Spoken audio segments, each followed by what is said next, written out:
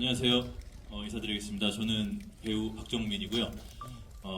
오늘 외운의강 20주년 상영 그리고 영화 엑시트의 관객과에 대하여 오신 여러분들 진심으로 감사드립니다. 저는 외운의강의 영화 사바하, 시동, 천박사 테마연구소, 밀수, 휴민트 5편의 영화를 출연했는데요. 오늘 모더레이터로 왔습니다. 네. 이게 무슨 일인지 잘 모르겠지만 아무튼 여러분들 끝까지 자리 잘 지켜주시고요. 이제 배우분들과 감독님 한번 모셔보겠습니다. 큰 박수 부탁드립니다.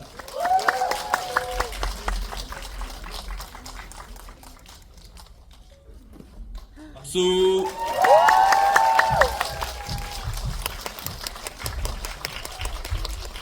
인사드리고 작성하겠습니다.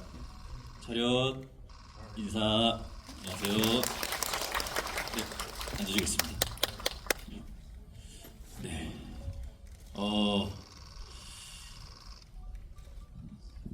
2019년 7월 31일에 개봉을 했더라고요. 찾아보니까. 그리고 무려 942만 명의 관객을 극장으로 모신 아주 대흥행작 엑시트를 이렇게 제가 모더레이터를 할 수 있게 돼서 굉장히 영광이고요. 오늘 이 자리에 아주 성공적인 데뷔를 하신 이상근 감독님과 또 조정석 선배님과 유나 씨 다시 한번 진심으로 와주셔서 감사합니다. 네, 감독님부터 자기소개 한번 부탁드리겠습니다. 안녕하세요. 2019년에 개봉했던 지금 보셨던 엑시트를 연출한 이상근입니다. 네, 반갑습니다. 네, 안녕하세요. 엑시트에서 이용남 역을 했던 조정석이고요. 오늘도 이렇게 외유내강의 남자 우리 정민 씨가 사회를 가져서 너무너무 개인적으로 영광으로 생각합니다. 네, 반갑습니다. 좋은 시간 가져보시죠. 네. 네, 엑시트의 의주 임유나입니다. 네.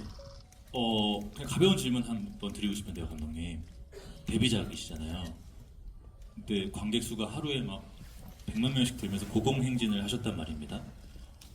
그때 기분이 어떠셨나요? 그때는 지나고 나서 좀 깨달았고 네. 사실은 그때는 제가 아무것도 모르는 상태여서 그 수치가 사실은 되게 와닿지는 않았어요. 그 몰라서 오히려 놀랄 일이 누구나 하는 숫자인 줄 아셨던. 네, 저희 어머니도 그랬고 저도 어. 이게 뭐지라는 느낌이어서 네. 나중에 이게 엄청 대단한 일이었구나를 좀 깨달았던 것 같아요. 그럼 1000만이 조금 안 됐다라는 거에 아쉬움은? 그거는 오히려 아쉬움 전혀 없었고요. 그냥 그 900만대 영화들이 오히려 별로 없더라고요. 그래서 네. 거기서 되게 좀 소중한 존재도 되고 다음에 1000만의 영화를 하는 것도 되게 의미가 있겠다라는 생각이 있어서 네, 뭐 크게 아쉬움은 없었어요. 그 정도에도 너무 감사해서. 네. 그럼 유나 씨는 이게 영화 데뷔였나요? 봉조 다음이었나요? 네, 첫 주연작. 첫 주연작. 영화. 첫 주연작이 또 이렇게 많은 관객분들을 모실 수 있었던 거에 대한 어떤 소회가 따로 있으신가요? 진짜 믿어지지 않았던 것 같아요. 근데 저도 영화의 경험이 많지 않았기 때문에 이 관객 수에 대한 그런 체감이 좀 어느 정도일지 좀 알아가는 단계라고 볼 수 있었었는데 그렇게 또 처음 주인공으로서 또 정석 오빠와 함께 또 이상근 감독의 작품을 하면서 엑시트가 첫 주연작으로 이렇게 너무나도 많은 사랑을 받아서 진짜 믿어지지 않았습니다. 네. 네. 선배님은 사실 되게 흥행작이 많으시잖아요. 아니 그렇지 아니라고요? 그렇고요. 네. 아니 이렇게 관객분들하고 같이 이렇게 진짜 꽤 오랜 개봉한 지 꽤 오랜 시간이 지난 후에 이렇게 GV라는 우리 것도 해보고 하다 보니까 처음 엑시트 감독님 처음 만났을 때 그리고 맨 처음 이 작품을 제안 받았을 때 막 그런 것들이 막 주마등처럼 지금 막 흘러가고 예, 참 감회가 새롭습니다. 저 또한 너무 좋았죠. 제 기억으로 첫날 저희 영화 개봉하고 와 막 어떻게 될까 막 이랬는데 첫날만 40만 관객이 좀 너무 수치였는데 뭐 난리가 났었죠. 예, 저희 자체 내에서 막. 네. 제 기억으로도 입소문을 타면서 더 막 영화가 이렇게 네네네. 고공행진을 했던 기억이 있는데 네. 부러웠어요. 아 네. 그래서 아직도 부럽습니다. 네. 제가 이 GV를 이제 준비해야 돼서 영화를 한 번 더 며칠 전에 보고 왔는데 영화를 보면서 그때는 이런 생각을 못 해봤던 것 같은데 이번에는 조금 그런 생각이 들더라고요. 그러니까 재난이라는 것이 만약에 우리의 삶에 갑자기 닥친다면 이런 식으로 오겠다. 누군가는 웃고 있을 때, 누군가는 상심하고 있을 때 정말 불현듯 갑자기 이런 식으로 닥칠 것 같다라는 생각이 들더라고요. 그래서 감독님께 한번 좀 여쭤보고 싶었습니다. 이 영화를 통해서 어쨌든 재난 영화에 가까운 또 영화니까 재난이라는 것을 어떤 식으로 좀 표현을 하시고 싶으셨는지부터 좀 여쭙고 싶었습니다. 뭐 저는 되게 좀 영화상으로 당시 뭐 저도 신인 창작자 입장에서 뭐가 일이 잘 안 풀리던 시절에 뭔가 캐릭터에 대입해서 뭐 제 얘기를 한번 해보자 해서 썼던 얘기고 그러다 보니까 제 스스로 그 위치 자체가 좀 재난이었던 것 같아요. 그래서 영화상에도 대사가 나오지만 모든 꿈을 갖고 있거나 어떤 자신의 위치에서 뭔가 해내려고 했던 사람들이 자신의 어떤 가치관이나 어떤 삶의 상황에서의 각자의 그 수십 개, 수십만 개 어떤 재난이 있을 수가 있잖아요. 그러니까 무슨 나라의 어떤 국가적인 어떤 세계적인 재난도 있지만 그 인간 한 명 그리고 소수에 의해서 어떤 닥쳐지는 그 개인적 재난 이걸 이제 표피상으로 그 외부적으로는 어떤 식으로 펼쳐서 그 내부로 좀 들어가 볼까 해서 좀 생각해 본 거예요. 근데 이거는 뭐 사실 약간 좀 꾸며서 한 말이고 사실 그냥 그때 힘들었어. 그래서 힘들어서 이런 자리에서 조금 꾸미셔도 네, 누가 뭐라고 하지 않습니다. 힘들었던 것 같아요. 네. 그래서 힘들어가지고 내 인생은 왜 그럴까 막 이러면서 이게 다 뿌옇지 모든 게 다 뿌옇고 안 보이지 눈앞이 캄캄하지 라고 하면서 제 나름의 돌파구를 찾았던 것 같아요. 그 재난을 만들어내면서 그런 거 지금 생각해보니까 앞에 건 거짓말 같아요. 아, 그래요? 그 조정석 선배님이 시상식장에서 감독님 이름 잘못 불렀을 때가 있지 않았나요? 그때가 덧부였습니까? 아니면은 그때는 눈앞이 뿌연 게 아니고 아무것도 안 보였고요. 그리고 사실 제 엑시트 이후에 거의 차기작 수준이잖아요. 그 조정식 네네네. 님이 그래서 그렇죠. 네. 감독님이 조정석 선배님 이름을 잘못 불렀죠. 맞아요. 그래서 네네네. 사실 그때는 제가 불릴 줄 모르고 무대 네네네. 나갔다가 맞아. 네. 우리 정석 배우를 오랜만에 보고 너무 반갑고 이제 윤아 배우도 있는데 갑자기 사람이 긴장을 하고 어떤 뭔가 위기가 닥치면 뇌에서 가장 소중한 것을 망각하게 된대요. 저는 이 말이 정말 꾸며낸 말이라고 생각이 드는데 괜찮고요. 사실 아까 혹시 물어볼까 준비하고 있었는데 근데 진짜 아무것도 기억이 안 났고 그래도 너무 좋은 네. 에피소드를 만들어 주셔서 네. 저 개인적으로 너무 기분 좋게 생각하고 있어요. 예. 너무 축하를 해주다가 봉변을 당했어 저도. 예. 그렇군요. 저는 뭐 이렇게 감독님과 그 두 배우분의 어떤 케미가 영화 속뿐만이 아니라 어쨌든 이런 외적으로도 이렇게 이어지는 모습들을 보면서 되게 기분이 좋았고 사실 저는 이번엔 또 그런 생각이 들더라고요. 영화를 보면서 뭐랄까요 이 영화의 매력이 굉장히 사람들이 매력인 것 같다. 감독님도 감독님인데 이 영화에 등장하는 모든 인물들이 굉장히 큰 매력을 갖고 있는 것 같고 그리고 두 배우 이제 조정석, 임유나라는 배우를 더 넘어서 사실 두 배우가 갖고 있는 그 사람 자체가 갖고 있는 선한 매력이라고 해야 되나요? 그런 매력들이 좀 스크린을 통해서 스크린을 뚫고 나온 것 같다는 생각이 전 들었어요. 그래서 아마 극장에 있는 모든 관객들이 그 두 사람을 정말 응원하는 마음으로 영화를 봤던 것 같다라는 생각이 좀 들더라고요. 그래서 어떠셨나요? 영화 이제 촬영하시면서 어떤 매력을 아니 정말 정확하게 말씀해 주신 것 같고요. 저는 사실 이 영화 맨 처음 시나리오 봤을 때부터 이 글을 쓰신 분이 너무 궁금한 거예요. 그래서 제가 맨 처음부터 말씀을 드리면, 왜냐면 비하인드 스토리가 또 재밌잖아요. 이런 자리에서 제가 저 드라마 질투의 화신이라는 작품을 다 마치고 제가 시력 교정술을 했었거든요. 그래서 시력 교정을 해갖고 이제 아시죠? 선글라스 끼고 며칠 동안 앞을 보면 안 되고 빛도 보면 안 되고, 그래서 집에 이렇게 혼자 이렇게 누워 있고 그러고 있었는데 우리 외유내강의 유승환 감독님께서 전화를 한번 주셨어요. 그래서 정수 씨 되게 좋은 괜찮은 작품 하나 있는데 한번 책 보내주고 싶다고. 그래서 감독님 너무 감사합니다. 근데 제가 지금 시력 교정술에서 앞을 못 봐서요. 그러면 지금 그럴 때 봐야 되는, 그렇게 뽀얄 때 봐야 되는 영화라고 이렇게 위트 있게 말씀을 해주셔서 정말요? 그래서 이제 받아서 이제 제가 이제 앞을 좀 볼 수 있을 때 선글라스를 벗고 시나리오 읽는데 너무 재밌는 거예요. 그래서 바로 감독님한테 전화를 드려서 이 글 쓰신 감독님과 꼭 한번 자리를 한번 만들어 주십시오. 그래서 청남동에 있는 카페에서 첫 만남을 감독님을 이제 만났는데, 왜냐하면은 그 말씀을 정확히 해주셨다고 생각한 게, 이 작품에서 되게 물론 여러 재미의 요소들이 있지만 저는 이 캐릭터 하나하나 이들이 갖고 있는 그런 성향, 그리고 이들이 가지고 있는 그 따뜻함, 근데 그거는 분명히 감독님, 이 글을 쓰신 분한테 분명히 그런 게 다 있기 때문에 이게 이런 캐릭터들을 잘 만들어내신 거 아닌가. 이야기도 그렇고 저도 그 지점이 너무 재미있고 흥미로워서 이 영화에 흠뻑 빠질 수 있었던 것 같거든요. 예.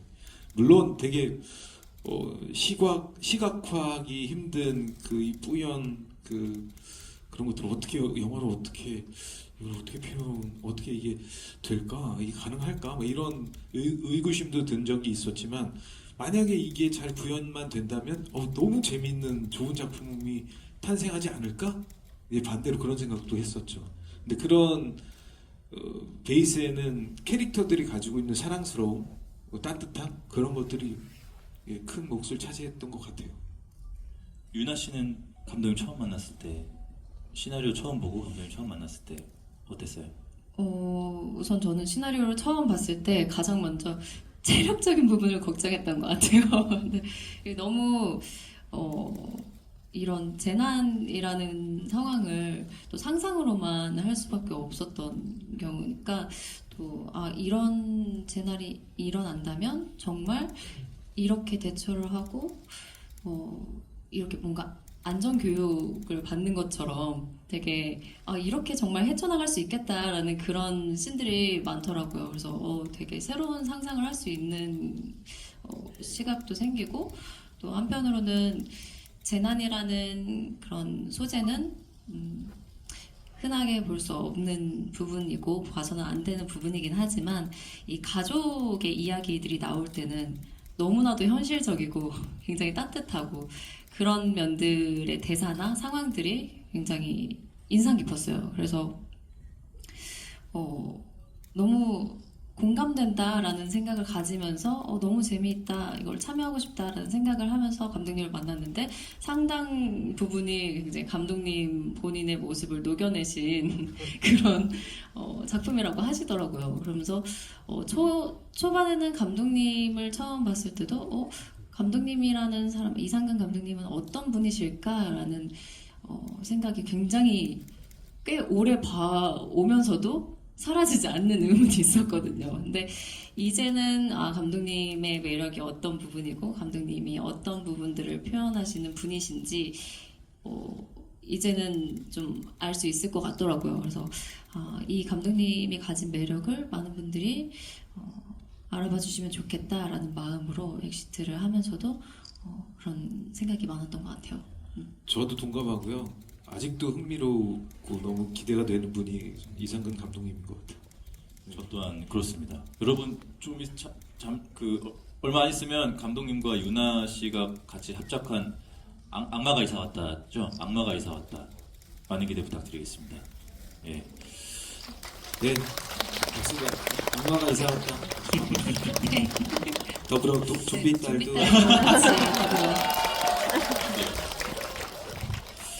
네, 그 두 분이 말씀하신 것처럼 저는 그러니까 약간 그런 느낌이 들더라고요. 이 저 두 인물이 이용남과 의주가 마치 게임에서 레벨업을 하면서 퀘스트를 계속 깨나가는 것 같은 느낌이 좀 들었어요. 그리고 막 드론으로 중계도 되고 그거를 막 전 국민이 쳐다보는데 그거를 또 관객석에서 또 그들을 바라보고 있잖아요. 그러니까 그 응원하는 마음이 정말 컸던 것 같은데 감독님께서는 혹시 그런 것들에 대해서 좀 의도하신 게 있으신지? 저희가 그 맨 처음에 프리 프로덕션 할 때 그 막 레고로 그 도시를 막 쌓아가지고 그 솜 가지고 그 연기를 표현해서 막 이렇게 지도를 가지고 막 작전회의를 했던 기억이 있는데요. 저희가 이제 이 영화의 구성 자체를 우리 어렸을 때 했던 횡스크롤 게임처럼 네. 쪽으로 쭉쭉쭉 나가면서 퀘스트를 깨고 이른바 슈퍼마리오가 네. 횡스크롤 게임 같은 거잖아요. 그런 식으로 뭔가 미션 하나를 격파하고 다음 미션을 닥치고 그러면서 그런 과정을 겹치면서 결국에 끝에 엔딩에 다다르는 과정을 좀 만들어 보자라고 했던 것 같아요. 네, 그래서 아마 그런 구조가 나오지 않았을까? 네. 그 관객분들도 그런 거에 굉장히 몰입을 해서 나도 모르게 몰입을 해서 본 것 같아요. 제가 영화 보는데 어느 순간 몸에 힘을 주고 있더라고요. 네, 특히 뭐 유나 씨가 막 그 줄 타고 막 간판 올라가고 막 두 분이서 막 그 줄 타고 서로 뭐 잡아주고 막 하는 것들을 보면서 저도 모르게 막 제 몸에 힘을 주고 있다라는 건 사실상 제가 저게 가짜임을 알고서도 이미 너무 몰입을 해서 보고 있다라는 어떤 반증일 텐데 그러면서 이게 굉장히 어떤 관객으로 하여금 육체적인 몰입도가 굉장히 큰 영화다라는 생각이 저는 좀 들었거든요. 근데 반면 이렇게 됐을 때 이제 배우들은 육체적으로 굉장히 힘든 촬영이었을 것 같거든요. 제가 봤을 땐 뭐 와이어도 많이 타셨을 것 같고 뛰기도 많이 뛰셨을 것 같고 아까 유나 씨가 체력에 대한 이야기도 해주셨는데 얼마나 힘드셨을지가 좀 궁금합니다. 저는 그 당시에 이제 인터뷰로도 말씀드리고 기사로도 많이 나왔지만 울 정도였어요. 그래서 저는 그게 이제 힘들어서 울었다기보다 제가 더 해내고 싶은데 이 체력이 안 따라주니까 그게 너무 속상한 거예요.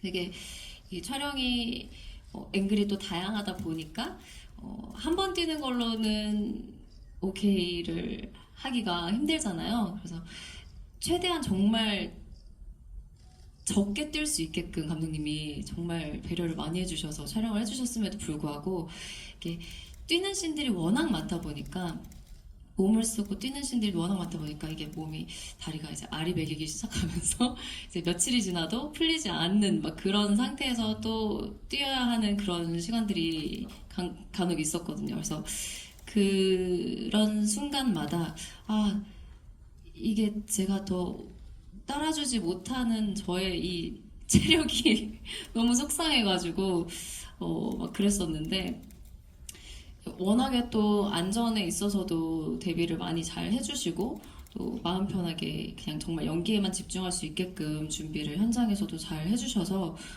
저는 와이어 액션도 굉장히 즐겁게 즐기면서 했거든요. 근데 저는 몰랐어요. 오빠가 이렇게 무섭다고 하시는 줄은 몰랐거든요. 또 오빠가 안 무섭냐? 라고 물어봐 주시면서 저는 재밌는 것 같아요 하면서 와이어를 탈 때도 굉장히 재밌게 촬영을 했는데 이렇게 함께 누군가가 같이 해나가는 사람이 있다는 것만으로 촬영할 때도 힘이 굉장히 많이 되고 정말 용남이와 의주처럼 촬영하는 동안에도 조정석과 임윤아도 함께 합심하게 되는 그런 으쌰으쌰하게 되는 그런 부분들이 많이 생겨나더라고요. 그래서 굉장히 저는 힘든 것보다도 그거를 뛰어넘을 만큼 즐겁게 촬영했다. 또 웃음이 많았던 현장이다라는 기억이 많이 남아요.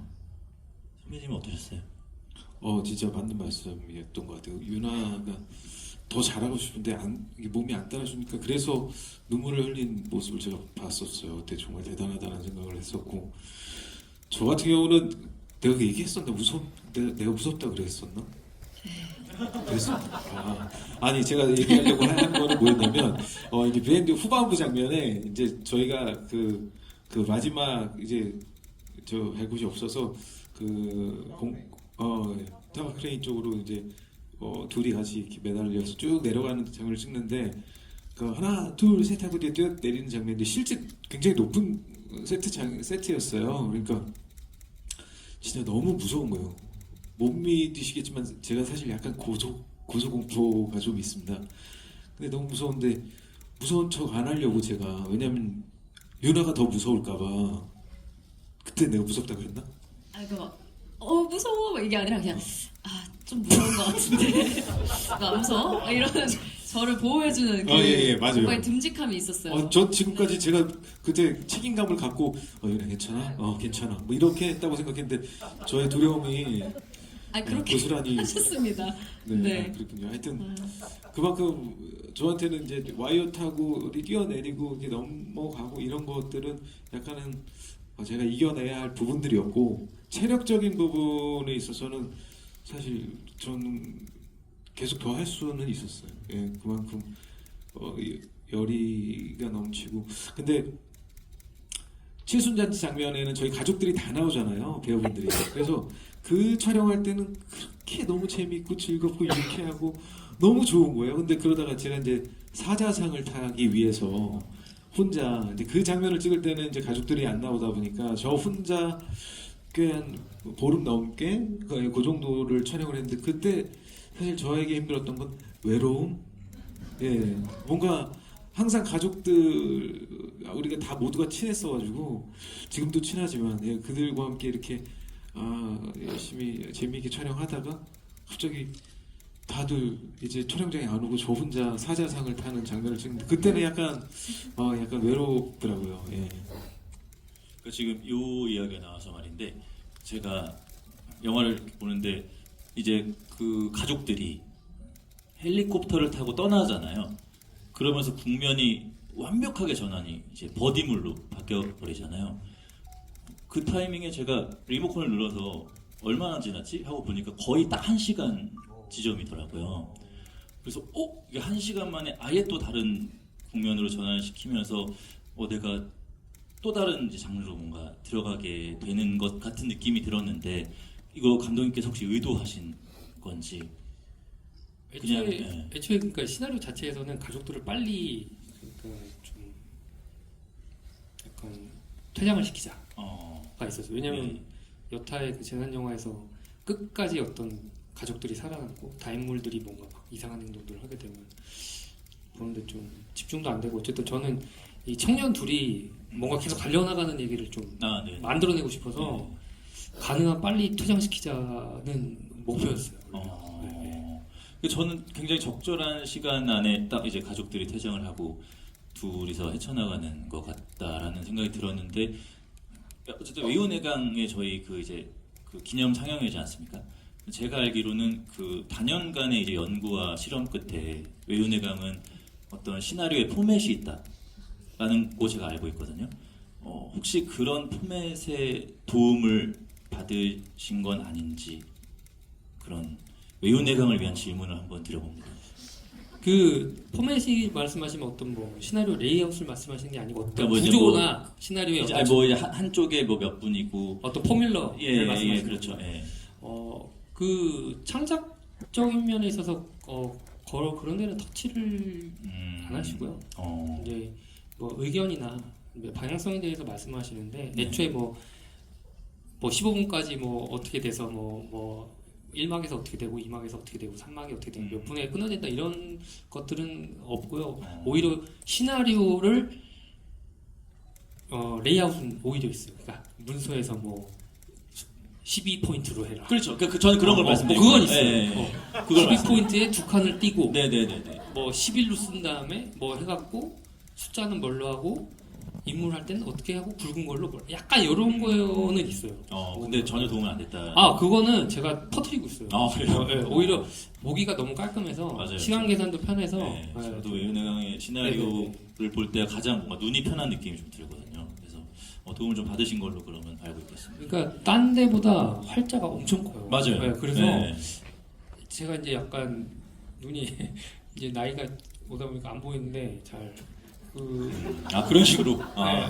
그런 식으로 도움이 이게 감독님도 눈이 나빠져서 이렇게 됐나? 뭐 이런 생각도 들었는데 감독님 눈이 근데 나빠서 그건 아니고 뭔가 이게 분량 계산을 잘 하신 것 같아서 네. 도움이 많이 되고 있어요. 네. 저는 또 한편으로는 그런 생각도 들어요. 그러니까 이 영화의 어떤 편집의 속도라고 해야 될까요? 영화의 속도감이라고 해야 될까요? 그런 것들이 굉장히 마음에 들었습니다. 일단 지루할 틈이 없고 심지어는 관객으로서 어떤 존중받는 느낌까지 드는 게 뭐냐면 어느 정도 이렇게 점프를 하거든요. 중간중간에. 그럼에도 너네 이 정도는 알아듣잖아. 라고 말하는 것 같은 느낌이 저는 좀 들었어요. 그러니까 아예 설명이 안 된다라기보다는 이 정도는 그냥 넘어가도 당신들 다 이해할 수 있잖아 라는 정도의 어떤 존중을 받는 느낌이 저는 조금 들었거든요. 그래서 어떤 친절함과 불친절함의 어떤 경계 사이의 선을 굉장히 잘 지키고 있다라는 느낌을 받았는데 이 부분은 혹시 편집 과정에서 어떻게 좀 의도하신 게 있는지. 애초에 누구나 계획은 좀 이렇게 가져가잖아요. 네. 크게 가져가는데 이제 그 편집 과정에서 이제 타이트해지고 이제 오밋될 부분과 뭐 이게 더 추가될 부분도 생기는데 이제 아무래도 이제 창작자고 이제 어떻게 보면 제가 만들어낸 세계다 보니 또 찍을 때 얼마나 배우들 고생하고 저도 고생하고 했겠습니까? 그러니까 자르기가 쉽지 않거든요, 사실. 그러다 보니까 이제 제 3의 눈, 뭐 사실 회사 분들도 그렇고 뭐 편집자도 그렇고 이제 좀 떨어져서 보게 되면서 이제 그런 의견을 많이 수용했고 사실은 제가 아마 제 정권으로 편집을 했다면 지금과 같은 결과는 나오지 않았을 거예요. 네. 뭔가 제3자의 눈으로 봐서 또 적당한 어떤 선들을 지켜가면서 하셨다라는 말씀이신 것 같습니다. 네, 또 저는 영화를 보면서 사실 저는 그 두 배우분들의 그 신체적인 움직임은 사실 말할 것도 없고 너무 좋았던 것들이 두 배우분들의 얼굴이었어요. 그러니까 표정이었거든요. 사실 저는 조성 선배님을 너무나도 사랑하는 관객 중에 한 명인데 그 이유가 과하지 않은데도 불구하고 지금 그 인물의 상태가 아주 적절하게 항상 스크린에 비춘다라는 느낌을 받거든요. 네, 그래서 이게 막 엄청나게 과하지 않아도 감정들이 좀 느껴지는 그런 지점들이 엑시트에서 또 굉장히 저는 빛을 발했다고 생각하고 그리고 유나 씨의 표정은 사실 언제나 관객들한테 되게 뭐랄까요 미소를 선물한다고 해야 될까요? 사실 제가 정말 좋아하는 유나 씨 표정이 있는데 굉장히 예쁘게 서운해하는 표정들이 있어요. 되게 서운해하는데 그 표정이 너무 예쁜 표정이 있어요. 감사합니다. 네, 뭔지 알 것 같아요. 네, 그래서 엑시트에서 저는 그 표정이 너무 매력적인데 엑시트에서 또 그 표정들이 굉장히 빛을 발한다라고 생각했는데 저는 그러니까 뭐 신체적인 것도 그렇지만 두 배우가 어떤 이 인물들의 얼굴을 어떤 식으로 표현하고 싶었는지 뭐 이제 분장이나 이런 것들이 도와주는 건 있겠지만 이제 극이 진행이 되면서 배우로서 어쨌든 계산해야 될 것들이 생기잖아요. 그럴 때 어떻게 좀 그 계획들을 설계들을 하셨고 어떻게 표현하고 싶었는지가 전 좀 영화 보면서 궁금했습니다. 저는 그 운이 되게 좋은 게 사실 용남이라는 캐릭터를 만드신 분은 감독님이시지만 감독님의 어떤 개인적인 어떤 그런 세계관도 잘 들어있고 그리고 또 약간 감독님을 대변하는 인물인 것 같기도 하고 근데 저 또한 그런 경험이 있거든요. 저희 집 또한 대가족이고 저희 어머니가 연세가 많으시고 그리고 이제 외가 친척들이 다 모이면 이제 제가 원래 기타를 좀 전공하려다가 삼수하고 막 그랬거든요. 근데 그 당시 가족 모임을 하면 뭐 하냐, 요즘 뭐 어떻게 하고 사냐 그런 얘기를 들으면은 사실 할 말도 없고 그냥 그때도 이제 기타 연습하다가 간 거니까 이제 기타는 들고 가니까 또 그러다 보니까 또 한심해 보일 수도 있고 어른들의 눈에는 그런 경험들이 있다 보니까 이 시나리오가 저한테 너무 재밌게 다가왔던 거예요. 그래서 그때 그 감정과 그 뭔가 약간 좀 불편함 그리고 어색한데 어색하지 않으려고 노력하는 그리고 뭔가 이렇게 혼자 약간 좀 맴도는 것 같은 그 자리가 약간 좀 편하지 않기 때문에 뭐 이제 그런 것들을 경험해본 터라 약간 그 용남이의 그런 그 심경의 변화 그리고 더 잘하고 싶다. 내가 무언가를 한다면 내가 무엇이 된다면 뭔가 내 능력치가 이만큼 있다는 걸 보여주고 싶다. 막 이런 그런 욕심들도 생겼었고 그 당시 이제 그런 것들이 잘 묻어나서 전 되게 자연스럽게 용남이를 연기할 수 있었던 것 같아요. 그러면서 이제 감독님도 그런 경험이 있으셨는지 모르겠지만 네, 예, 그래서 더 호흡이 잘 맞지 않았나, 예, 그 영화 엑시트 촬영하면서 그래서 저는 이제 중간중간에 그런 감정들이 되게 좀 너무나 이해가 잘 되니까 저 개인적으로도 경험도 있고 그러니까 이제 그래서 좀 그러지 않았나 이런 생각이 들어요.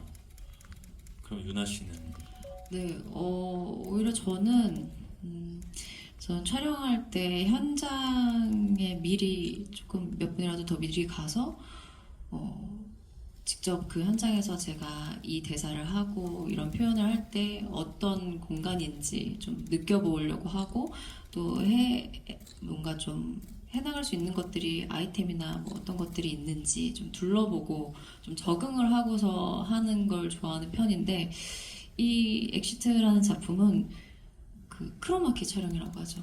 CG가 이루어지는 부분이 굉장히 좀 상당수를 차지했기 때문에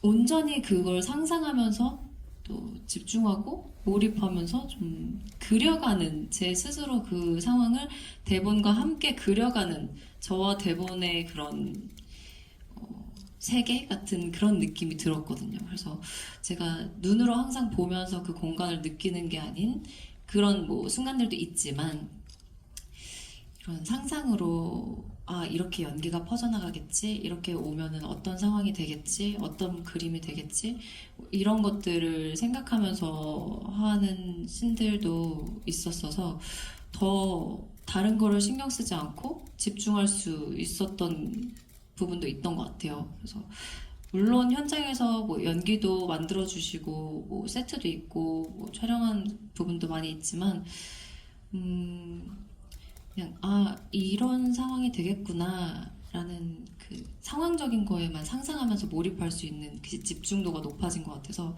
뭐 다른 뭐 표정이나 내가 어떻게 지금 나오겠지 뭐 이런 부분에 있어서 생각할 겨를이 전혀 없었던 것 같아요. 그래서 온전히 저의 모습도 더 비춰드릴 수 있었던 것 같고 그런 부분도 또 제가 보여드리지 않은 부분이라고 생각되는 점도 있었는데 또 너무 많은 분들이 또 좋아해 주시는 부분들이 생긴 것 같아서 굉장히 또 저에게도 다른 시각을 깨워준 그런 지점이에요. 제가 지금 여기서 이렇게 말씀들을 듣고 이렇게 세 분을 계속 번갈아가면서 보고 있는데 무슨 생각이 드냐면 되게 닮았다라는 생각이 들어요. 그러니까 뭔가 좀 기운이 닮았어요. 네, 그러니까 풍기는 그 기운들이 되게 닮아서 되게 기분이 좋았습니다. 갑자기. 네, 되게 굉장히 감사합니다. 그 감사합니다. 현장이 되게 기분 좋았을 것 같아요. 감독님도 네, 좋아해 주세요. 좋아해 좀 해주세요. 감독님 저희 네, 둘 다 네, 너무 좋아했는데 지금 감독님이. 좋아하시는 거 같아요. 뭐가요? 아니 저희는 그 말해주신 거에 너무 기뻐했는데 감독님이 표정이 감독님이 없으신 것 같아가지고. 별로 안 좋으세요? 감독님이 제일 기분 아니요, 좋으시죠? 저는 좋은데 약간 민폐. 아니 아니요. 저게 이렇게 뭔가 눈이 굉장히 세 분이 다 뭔가 눈망울이 너무 닮아 있어요. 그래서 방금 이 현장의 분위기가 어땠을까가 너무 궁금해지는 쓰리샷이었는데 저만 볼 수 있는 샷이었습니다. 진짜 좋았어요. 그렇죠. 그랬을 것 같아요. 네. 그다음에 또 다른 그 가족분들로 나오신 선배님들도 다 너무 좋으신 분들이다 보니까 그 현장 되게 재밌었겠다라는 생각이 저는 좀 갑자기 드네요.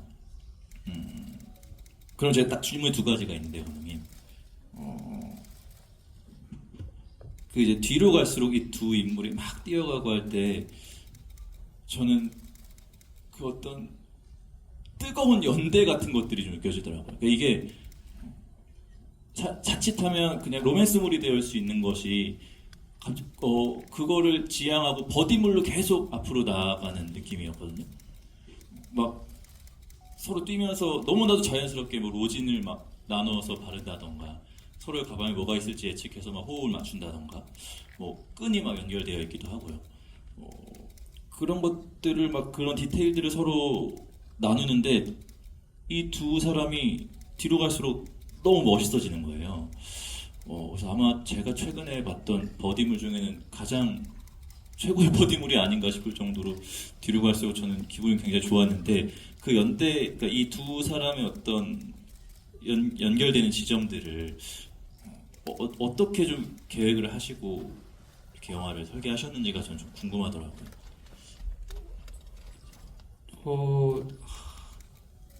그러니까 뭐 쓸 때 어쨌든 조금 차별화된 오리지널리티를 가진 재난 어떤 영화를 만들고 싶었는데 위기 상황에서 이제 뭐 어떤 사람들이 만나서 역경을 헤쳐나가고 그 곤란을 타파하고 나서 결과된 생성물이 로맨스다는 좀 타파하고 싶었던 것 같고 그래서 이 두 청춘이 어쨌든 그 줄을 잘 봐주는 어떤 이른바 뭐 그 등반할 때도 이제 2인 1조로 움직이잖아요. 거기에서 이제 빗대어 가져온 것처럼 서로의 목숨을 담보로 하고 생명을 책임지는 그 연대하는 두 사람들이 달려나가는 모습. 어쨌든 영화상에서 음악과 함께 그 누군가 그 목표 지점을 향해 달려가는 샷은 어떤 영화든 멋있잖아요. 예, 예. 그래서 그런 장면들을 오롯이 좀 담아내고 싶었다. 근데 그게 결말이 갑자기 둘이 키스를 하면서 뭐 미래를 상상하고 막 갑자기 그런 식으로 끝나는 영화가 되고 싶지는 않았던 것 같아요. 네. 그 지점이 굉장히 관객들에게 사랑을 받는 지점이었을 거라고 생각하고 사실 방금 음악 말씀해 주셨는데 저는 그 두 배우가 두 인물이 달려가고 있을 때 그 모구 감독님의 음악이 너무 멋지더라고요.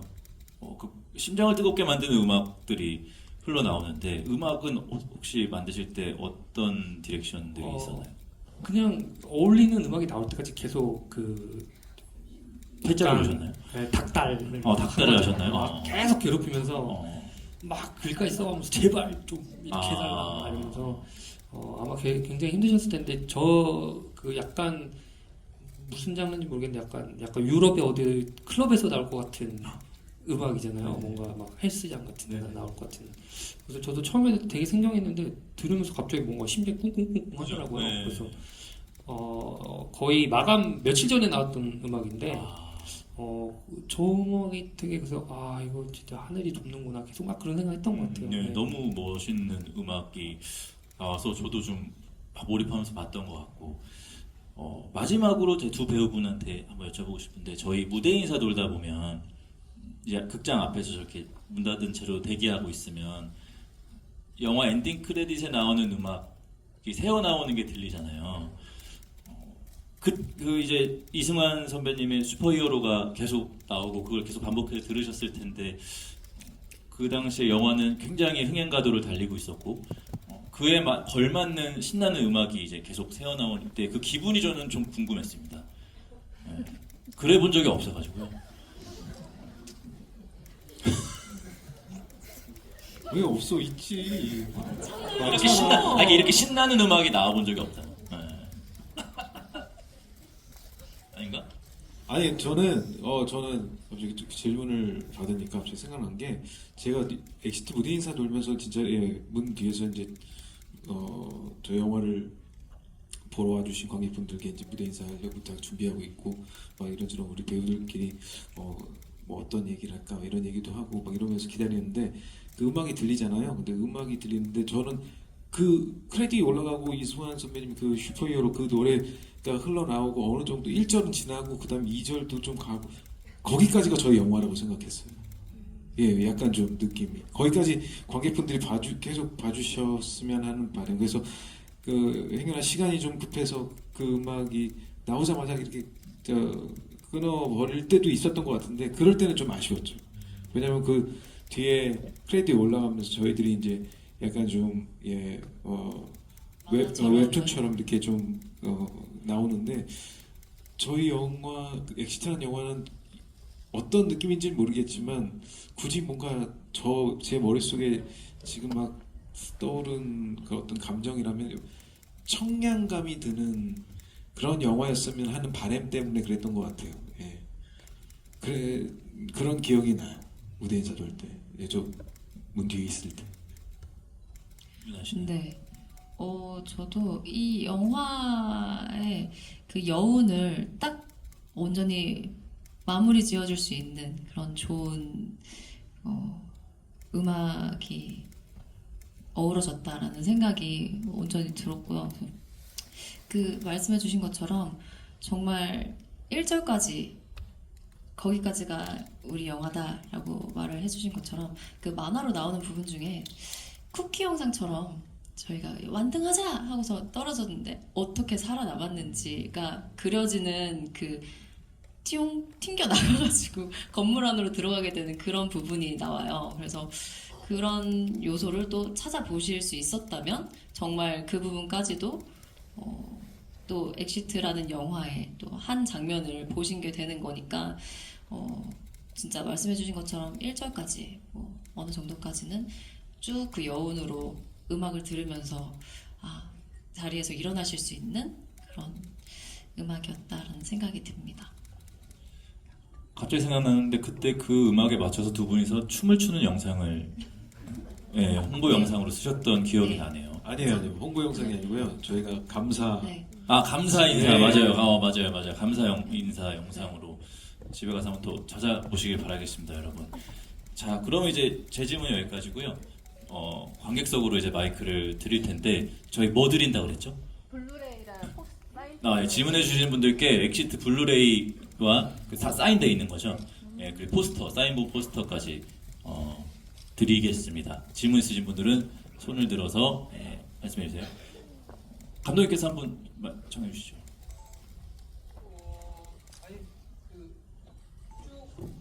저 물병 들고 계신 분, 물병 들고 계신 가운데 계신 분.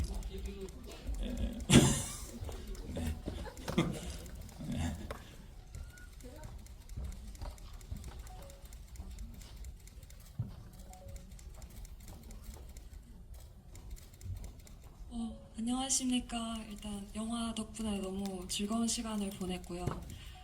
그리고 이걸 재상영해준 20주년 축하드립니다. 외유대강 제작사분들. 그리고 저는 엑시트가 처음에 개봉했을 때 한 번 보고 지금이 두 번째인데요. 둘 다 느낌이 엄청 다르더라고요. 네, 이게 좀 저한테 인상이 깊었던 게 저희 과 교수님이 수업 때마다 엑시트를 언급하시는 거예요. 그래서 도대체 어떤 점이 자꾸 교수님을 언급하게 만드시는지 그때는 느끼지 못했던 거 이번에 두 번째로 보면서 훨씬 더 많이 느꼈고요.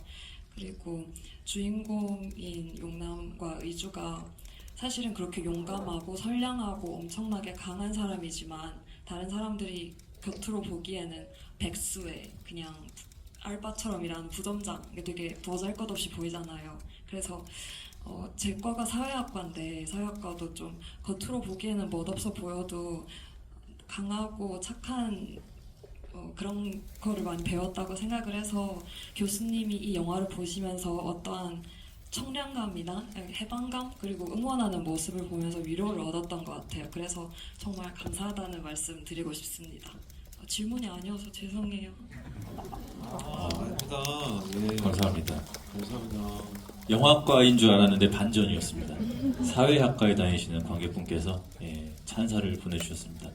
자, 그러면 근데 여기 이 부분에 있어서 말씀하시고 싶으신 거 있으실까요?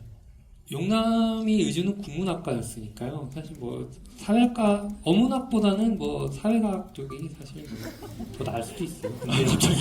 근데 이제 돌파구가 누구나 다 있어요. 사회학과 좋은 학과인데 왜요? 네. 그렇죠. 예, 저도 그렇게 생각합니다. 네, 다음 질문 받아보겠습니다. 유나 씨가 한번 정해주시죠. 저요? 예. 저기 아까도 들어주셨던 핸드폰으로 쓰고 계시는 네, 안녕하세요. 외유내강 엑시트 영화 정말 잘 봤고요. 감독님께 좀 여쭤보고 싶은데요. 많은 재난 상황 소재 중에 유독가스라는 소재를 꼭 고르시게 된 이유가 있는지 좀 여쭤보고 싶어서요. 그리고 배우님들은 그 유독가스라는 소재를 어떻게 다루려고 노력하셨는지 궁금합니다. 이것도 뭐 예전에 많이 제가 말씀을 드리긴 했었는데 그 택시에서 이제 라디오 듣다가 이제 유독가스가 어느 정도 높이가 되면 올라가지 않는다. 무거운 유독가스가 많다. 하지만 이제 무색 무취가 많아서 갑자기 죽을 수 있다라는 아이디어 그 뉴스 소식을 듣고 그럼 여기에 색깔이 있다면 어떤 아파트에서 뭐 동네에서 벌어진다면 어떤 상황이 펼쳐질까라면서 상상의 나래를 펼쳤고요. 그러다 보니까 이제 어떤 이제 눈앞이 껌껌한, 눈앞이 투명한 안개처럼 휩싸인 뭐 여러 가지 그 관용호구랑 좀 맞출 수 있더라고요. 그래서 이제 얘기를 발전시킨 것 같습니다. 네.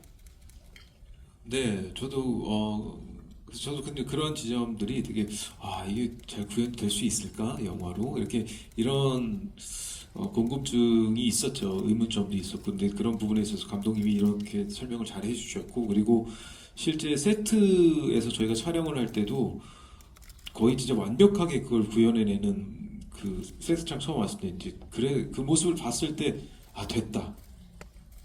됐다. 이건 됐다. 이런 생각을 했었어요, 저는. 저도 앞에서 다 말씀을 해주셔가지고 네.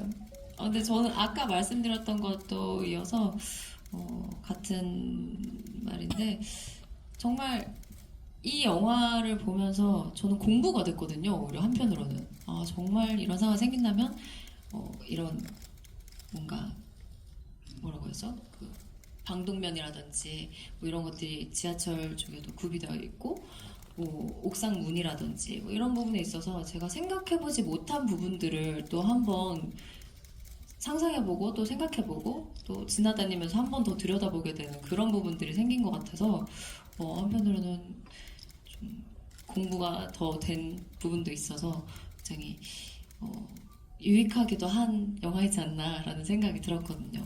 그래서 많은 분들이 또 이 영화를 사랑해주신 이유도 정말 완벽히 구현이 됐기 때문에 진짜인 것처럼 보일 수 있었던 부분들이 많기 때문에 그렇지 않나라는 생각이 듭니다. 네. 옥상문 하니까 갑자기 생각이 난 건데 영화 보다가 이 동네는 왜 다 옥상문이 다 잠겨 있어 이런 대사가 굉장히 의미심장하게 나오잖아요. 혹시 뭐 이렇게 과거에 내상 같은 게 있으신가요? 옥상문이 잠겨 있어서 상처를 받으셨다던가. 그런 거는 아닌데 그런 게 있을 수 있어요. 그러니까 갑자기 화장실 급할 때 있잖아요. 그러면 이제 옥상에 있지는 않지만 옥상에 가서 뭔 짓을 하지는 않겠지만 뭐 이렇게 말씀 잘하셔야 될 것 같아요. 네, 그러니까 저는 우리 동네에 어디가 화장실인지 대충 알거든요. 네네네. 근데 이제 제 어렸을 때는 그런 게 많았던 것 같아요. 이게 잠겨 있고 이용을 못하고 그러다 보니까 옥상은 항상 잠겨 있다는 그 고정관념이 있었던 것 같고 그리고 그런 뉴스도 있었거든요. 사실 화재가 났을 때 옥상문이 자동으로 열리지 않고 잠겨 있어서 사고를 당하신 분들 얘기도 있어서 옥상문이 잠겼을 때 어떤 절박한 심정을 어쨌든 갈등 요소와 위기로 풀어낼 수 있으니 활용을 해보자라고 했던 것 같습니다. 그렇군요. 알겠습니다. 자, 다음 질문 받아보겠습니다. 정 선배님 한번. 예. 네, 여기 우리 앞에 플래카드 들고 계신.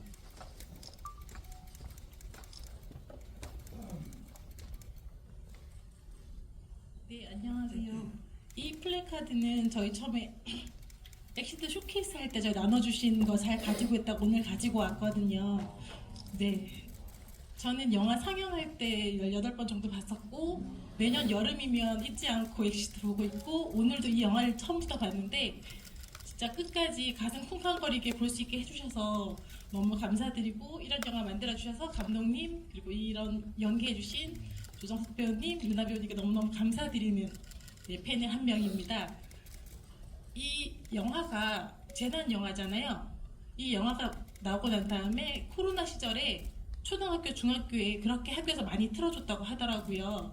재난 상황을 어떻게 극복할 것이냐. 이런 코로나 같은 무서운 게 있어도 너무 무서워하지 말고 극복해보자 하면서 아이들에게 캠페인처럼 틀어줬다고 하던데 제가 궁금한 거는 감독님, 배우님들께서 이런 재난은 아니겠지만 개인의 재난이 생겼을 때 무서운 상황이 생겼을 때 어떻게 극복하고 계시는지 제가 지금 너무 떨리거든요. 이렇게 떨리는 상황이 생겼을 때 어떻게 극복하시는지 그런 극복 상황을 들어보고 싶습니다. 이게 그 예전에 이런 질문이 한번 그 당시에 나왔었는데 저는 그때 그런 대답을 했던 기억이 나요. 그 용남이나 의주 같은 사람을 주변에 있나 잘 찾아봐서 그들이 옆에서 들러붙어서 살아남겠다라고 말씀드렸었던 것 같아요. 네. 예. 그런 지금이 정말 고비인 것 같긴 한데 저는 그러니까 재난이라기보다는 항상 저도 긴장되는 순간들을 굉장히 많이 느끼는 스타일인데 긴장이 될 때마다 그냥 심호흡을 굉장히 많이 해요. 그리고 크게 이게 항상 저는 무대를 했을 때도 그렇고 이렇게 뭔가 발표를 하거나 뭔가 인터뷰를 하거나 어떤 순간에 긴장이 될 때마다 항상 눈 감고 크게 한숨을 들이쉬고 나면은 좀 마음이 진정되는 그런 게 있더라고요. 근데 이거는 재난까지는 아니지만 제 스스로의 약간 뭔가 루틴처럼 무언가에 좀 어려움이나 좀 불안하거나 긴장되거나 뭐 이런 순간들이 됐을 때 한 번씩 꼭 하게 되는 그런 루틴이 되더라고요. 그래서 저는 뭐 기도할 때도 있고 이렇게 숨을 크게 들이마셨다가 내뱉을 때도 있는데 그 두 개는 항상 꼭 하는 편이에요. 뭐 도움이 되실지 모르겠지만 심호흡을 그렇습니다. 하시는 걸로. 네, 저는 심호흡을 크게 합니다. 네. 네, 선배님은 명상처럼. 저도 보면 이상근 감독님 말씀하신 것처럼 실제 만약 그런 재난이 이제 우리 주변에 이제 닥친다면 가장 현명한 방법이지 않을까. 왜냐면 재반 지식이 더 철저히 갖춘 사람의 모습을 보면서 이제 뭔가 그걸 이렇게 대처해야지 그게 맞지 않나 이런 생각이 들고요.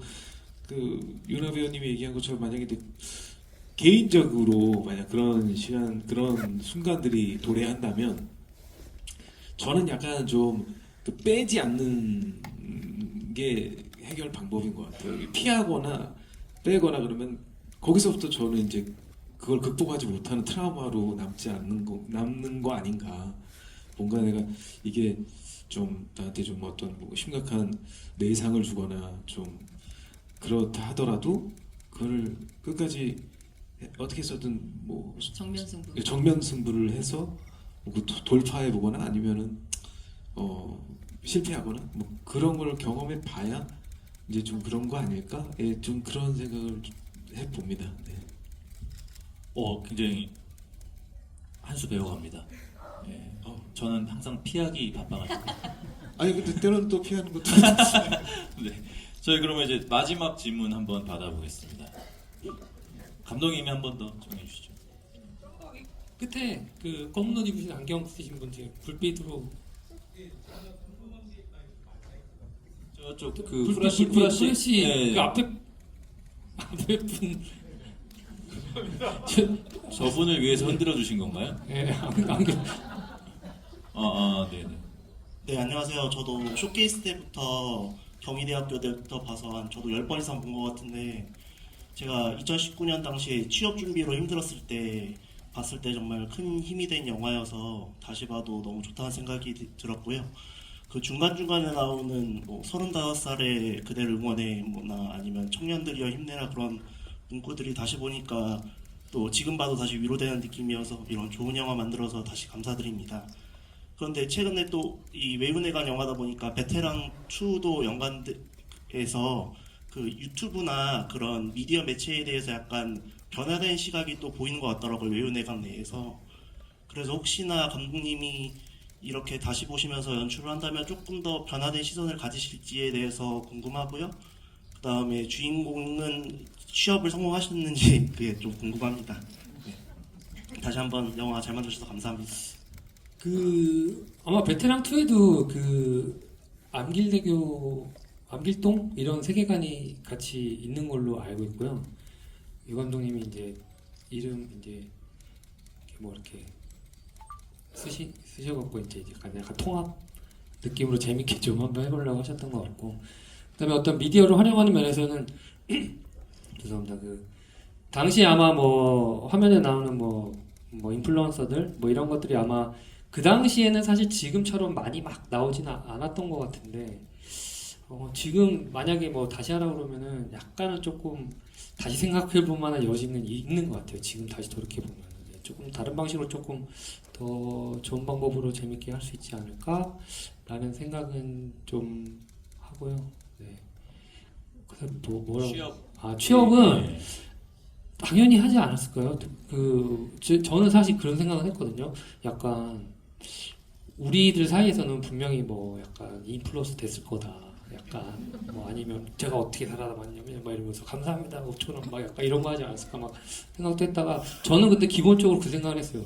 분명히 두 사람은 약간 LG 의인 막 약간 이런 쪽으로 해갖고 약간 그런 대기업 쪽으로 이렇게 가지 않았을까? 그러거나 저는 용감한 시민상 뭐 그런 걸 받고 그 상에 약간 자아도취에 빠져서 아직도 백수에 머물러 있는 그런 용남이도 상상해봤어요. 예. 그래서 더 어떤 재난이 일어날지 모르니 더 몸을 단련하고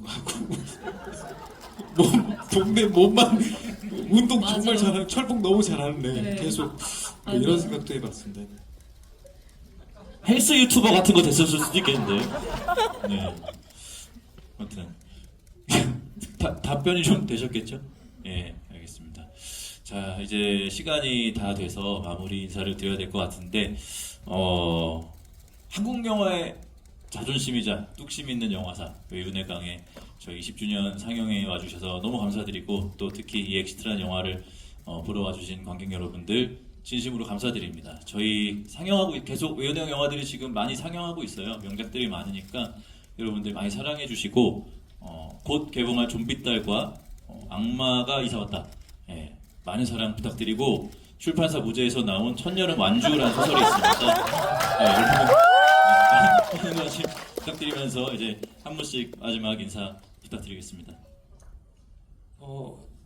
저도 한마디 똑같은 말씀 한번 드리고 싶었는데, 어쨌든 2019년 용남과 의주가 좋은 기억을 안겨드렸던 그 여름처럼 이번 여름도 이제 용남이가 좀비딸을 데리고 의주가 이제 악마를 이사오게 만든 그런 아주 모두가 행복한, 관객분도 즐거운 그런 여름이 됐으면 좋겠습니다. 네, 감사합니다. 네. 참 2019년이면 벌써 6년이 흘렀는데요. 네, 엑시트 저에게는 정말 그 어떤 작품보다도 소중한 작품. 제가 얼마 전에 되게 기분 좋은 얘기를 들었던 게 그게 뭐였냐면, 제가 혹시 아시는지 모르겠지만 백상예술대상에서 제가 파일럿이라는 영화로 상을 탔습니다. 이게 이 얘기가 아니라, 제가 근데 이제 어느 사적인 자리에서 어떤 선배님께서 저보고, 제가 엑시트로 노미네이트 됐던 거 혹시 기억하시는 분 계세요? 네, 영화제에서 제가 하여튼 노미네이트 됐었는데 그때 상을 탔었어야 돼, 정서가. 지금도 너무 축하하지만 그때 엑시트로 네가 탔어야 돼, 그 얘기를 얼마 전에 들었는데 너무 기분이 좋았거든요. 그런데 오늘 이렇게 또 뜻깊은 6년 지난 다음에 영화 엑시트로 인해서 관객분들과 함께 GV를 함께 하게 돼서, 예, 너무나도 소중하고 즐거웠습니다. 예, 앞으로 엑시트 더 많이 조명해 주시고 사랑해 주십시오. 감사합니다. 네, 엑시트를 이렇게 잊지 않고 또 꾸준히 계속 생각해 주시고 또 사랑해 주시고 이렇게 찾아와 주셔서 너무 감사하고요. 저는 또 이 외유내 강 20주년에 너무나도 의미 있게 외유내 강과 또 이상근 감독님과 함께 악마가 이사 왔다라는 영화를 올해 또 8월에 개봉을 하게 되었어요. 그래서 이상근 감독님에게 관심이 생겼던 엑시트는 이상은 감독님의 관심에 생겼다라는 정도라면 악마가 이사 왔다는 이제 이상은 감독님의 매력에 정착할 수 있는 그런 작품이지 않을까라는 생각을 저는 굉장히 대본을 보면서도 했었거든요. 그래서 많은 관심도 가져주시고 또 함께 좀비딸 영화 좀비딸도 함께 많이 사랑해주시면 아우 정말 아니요 제가 하고 싶어서 하는 거예요. 왜냐면 너무나도 의미 있잖아요. 이렇게 또 엑시트로 함께 했었는데 또 이번 여름에는 또 각자 또 좀비딸과 악마가 이사 왔다라는 작품으로 또 한번 여러분들께 인사를 드릴 수 있는 자리가 되는 것 같아서 너무 기분이 좋고 의미가 남다른 것 같아요. 그래서 좀비딸과 악마가 이사 왔다 둘 다 많이 올 여름에 사랑해 주시면 좋겠습니다. 감사합니다. 그리고 네. 휴민트 올겨울 휴민트라는 영화가 올겨울 맞나요? 아무튼 곧 휴민트도 개봉합니다. 류승환 감독님의 신작 휴민트 많이 기다려주시기 바라겠고 그럼 저희는 이제 마지막 인사드리고 가겠습니다. 자, 일어나서 차렷 인사 감사합니다.